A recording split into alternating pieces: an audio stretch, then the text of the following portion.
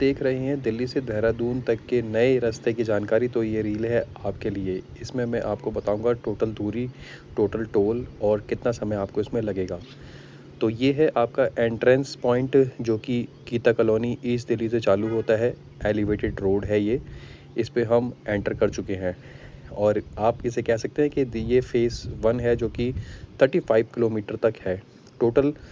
अगर टोल की बात करें तो 4 टोल आपके पड़ेंगे। सबसे पहला टोल ही आपको मिल जाता है 35 किलोमीटर आपको 25 मिनट के अंदर तय करते ही, जो कि है आपका लोनी प्लाज़ा। इस टोल को पार करने के बाद में हमें मिलता है एलिवेटेड सेक्शन आगे भी, जो कि ईस्टर्न पेरिफेरल तक कनेक्ट करता है। और अगर हम बात करें सेक्शन वाइज़ इस पूरे के पूरे देहरादून और दिल्ली एक्सप्रेसवे की, तो मैं आपको ये जानकारी देना चाहता हूँ। ईस्टर्न पेरिफेरल से सहारनपुर तक का है। इस हिस्से में आपको लंबा स्ट्रेट हाईवे मिलता है जिसमें स्पीड मेंटेन करना आसान है। रूट में बागपत, बड़ौत, शामली और सहारनपुर जैसे एरियाज़ आते हैं।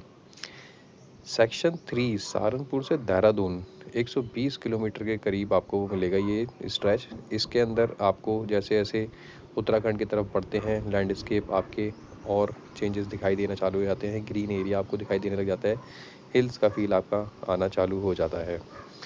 टोल चार्जेस की अगर बात करें तो फिर सबसे इम्पॉर्टेंट चीज़ है जो कि टोटल आपको पड़ेंगे 4। वन वे टोल लगभग 450 से 700 रुपये के आसपास एक्सपेक्ट कर सकते हैं। अलग अलग एंट्री और एग्जिट के हिसाब से अमाउंट चेंज हो सकता है। टोल पूरी तरह फास्टैग बेस्ड रहेगा। इस पूरे रूट पर कई टोल पॉइंट्स हैं। पूरा सिस्टम ऑटोमेटिक रहेगा ताकि आपको रुकना ना पड़े। पर्सनली अगर मैं अपने एक्सपीरियंस की बात करूं इस रोड पे, तो ये 3 लेन है। इसके अंदर ज़्यादा ओवरटेक आप नहीं कर सकते हैं क्योंकि कुछ लोग जो हैं 80 से 100 किलोमीटर की स्पीड के बावजूद भी 120 से 150 किलोमीटर की स्पीड के ऊपर ओवरटेक करते हैं, जो कि लेफ़्ट से भी करते हैं, जिसमें आपकी एक्सीडेंट की संभावनाएं ज़्यादा बढ़ी रहती हैं। तो मेक श्योर कि आप इसके ऊपर कोई भी सर्विस एरिया नहीं देख पाएंगे रोड के ऊपर। तो सेफ्टी कंसर्न का ध्यान रखते हुए आप 80 किलोमीटर की स्पीड के ऊपर, 90 किलोमीटर की स्पीड के ऊपर आप अच्छी तरीके से। नया एक्सप्रेसवे है, कुछ जगह कंस्ट्रक्शन फिनिश होने में, कनेक्शन होने में अभी समय लगेगा।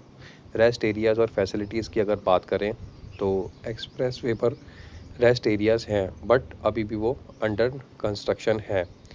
कुछ एरियाज़ के अंदर वॉशरूम जो है बिल्ड हो चुके हैं, बट ये देखना पड़ेगा कि वो वॉशरूम कब तक टिके रहते हैं। अगर आप इस एक्सप्रेस पर पहली बार जा रहे हैं तो इन बातों का ध्यान रखें। फास्टैग बैलेंस पहले से चेक कर लें। फ्यूल टैंक फुल रखें क्योंकि यहाँ पर अभी फैसिलिटी अवेलेबल नहीं है किसी भी प्रकार की फ्यूल की। एक्सप्रेस पर अचानक गाड़ी ख़राब हो सकती है तो उसके लिए भी आप प्रिपेयर रहें। लेन डिसिप्लिन बिल्कुल फॉलो करें। एमरजेंसी में आप बिल्कुल अपना कोई कॉन्टैक्ट नंबर तैयार रखें। स्पीड के चक्कर में ओवरटेक ना करें। रात में मेरा मानना है कि इस पर आप ड्राइविंग ना करें तो बेटर है क्योंकि यहाँ पर सुविधाएं किसी भी प्रकार की उपलब्ध नहीं है। सीएनजी का ऑप्शन नहीं है, पेट्रोल का ऑप्शन नहीं है, किसी भी प्रकार का कोई मैकेनिक आपको यहाँ पर अवेलेबल नहीं मिलेगा। तो इसलिए आप इसको दिन के अंदर ही कवर करें तो सबसे बेहतर रहेगा। कुछ ही समय के बाद में हम तीसरे टोल पर आ जाते हैं और तीसरा टोल पार करते ही हम अपने तीसरे फेज़ पर आते हैं, जो कि अब हम एग्ज़िट लेंगे कुछ समय के बाद में ही। सहारनपुर एक्सप्रेसवे से जो ये कनेक्ट कर देगा हमें रूट। अब हम आगे सहारनपुर एक्सप्रेस पर मिलने वाले हैं। सहारनपुर एक्सप्रेसवे से हमें कनेक्टिविटी काफ़ी अच्छी मिलती है। ये ऑलरेडी बना हुआ रोड एक्सप्रेसवे था जिसको लिंक कर दिया गया है दिल्ली देहरादून एक्सप्रेसवे से। आखिरी पड़ाव जो है वो है ग्रीन कॉरिडोर एरिया। हम बिहारीगढ़ से ग्रीन कॉरिडोर एरिया पर एंटर कर लेते हैं, जो कि 12 किलोमीटर सबसे लंबा एलिवेटेड रोड है वाइल्ड एरिया में से। जानवरों को प्रोटेक्ट करने के लिए एलिवेटेड बनाया गया है। उत्तराखंड की इस टनल के अंदर हम एंटर कर चुके हैं।